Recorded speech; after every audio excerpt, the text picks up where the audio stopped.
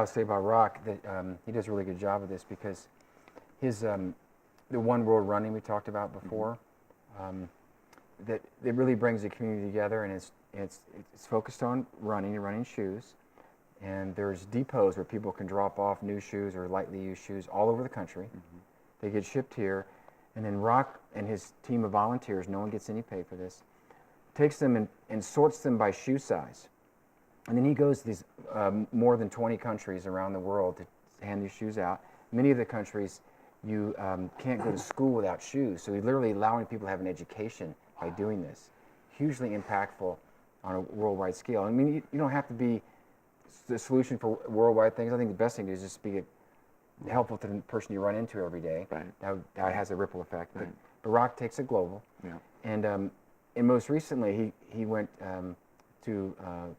he's been to Belize, and he's also been to other Central American countries. And he'll go to a school, and ahead of time, he'll get a list, all the students' names by shoe size, 1,500 or 2,000.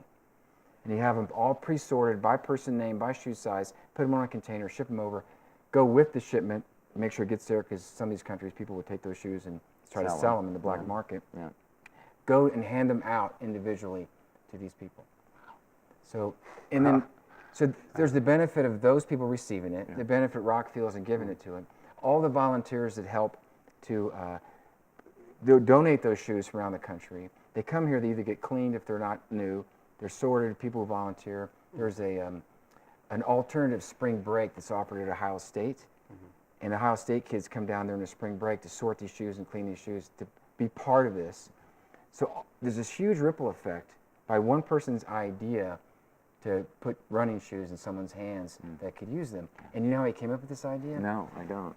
That when he was a competitive runner, 224 marathoner, he was invited to go to Africa, all expenses paid, to run a marathon in Cameroon. It's hot, right? So he goes there, and says, this is great. I'm like kind of a professional runner. And he gets to go and run this race. And it went pretty well, but he noticed at the very end of the race, on the pavement, were bloody footprints. So he follows the bloody footprints, and he finds an African runner who ran the whole thing without shoes. And it was a marathon? It was a marathon. Yeah, ran the whole marathon without shoes, and so much so that his feet were worn down till they were bleeding. And then Rock saw the guy and asked him, when we talked to him, said, what size shoes do you wear? And same size. He was compelled, just gave them to him. Handed his shoes over. That just wanted to help the guy, and that was the birth. The One World Running.